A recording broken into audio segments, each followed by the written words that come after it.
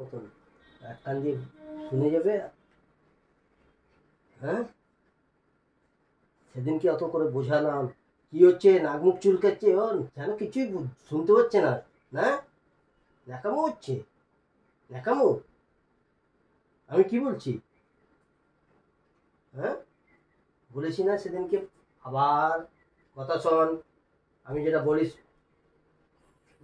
লাঠি নিয়ে আসবো, লাঠি নিয়ে আসবো। পাত্তাই দিচ্ছে না যে কি বলছি আমি? লাঠি নিয়ে আসবো? আমি টেনে মেরে বলছি না বলে সেই জন্য কথাটা গুরুত্ব দেওয়া হচ্ছে না। না, এবার রাস্তা ছেড়ে দিয়ে আসবো তো, রাস্তা ছেড়ে দিয়ে আসবো।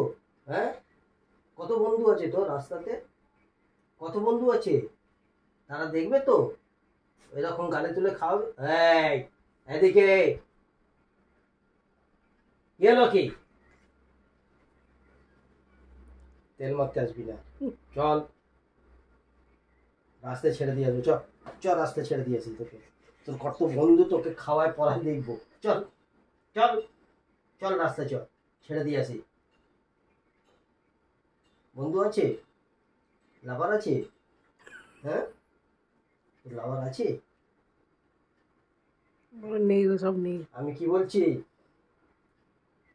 আর তোমার দিকে তাকাবি না। কান মুড়ে দেবো এবার। দেখি তো, বুঝি বুঝি।